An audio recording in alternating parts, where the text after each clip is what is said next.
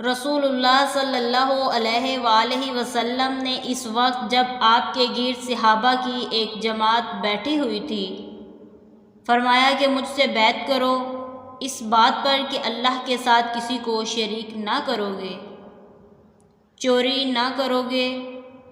زنا نہ کرو گے، اپنی اولاد کو قتل نہ کرو گے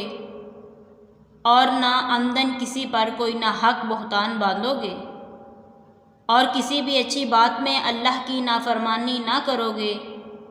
جو کوئی تم میں سے اس عہد کو پورا کرے گا تو اس کا ثواب اللہ کے ذمے ہے،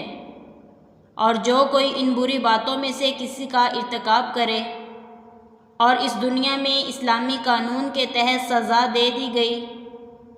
تو یہ سزا اس کے گناہوں کے لیے بدلہ ہو جائے گی،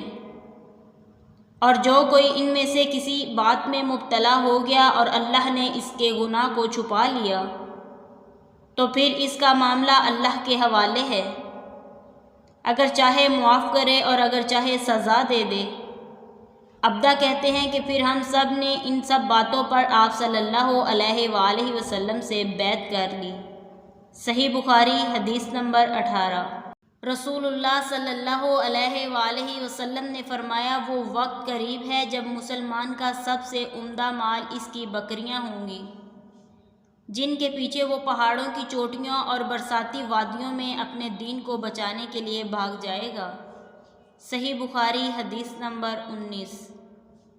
رسول اللہ صلی اللہ علیہ وآلہ وسلم کسی کام کا حکم دیتے تو وہ ایسا ہی کام ہوتا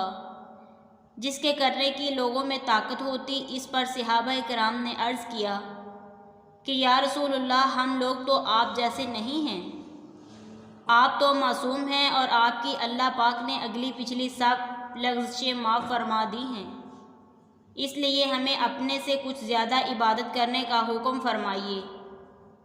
یہ سن کر آپ ناراض ہوئے حتیٰ کہ خفگی آپ کے چہرہ مبارک سے ظاہر ہونے لگی۔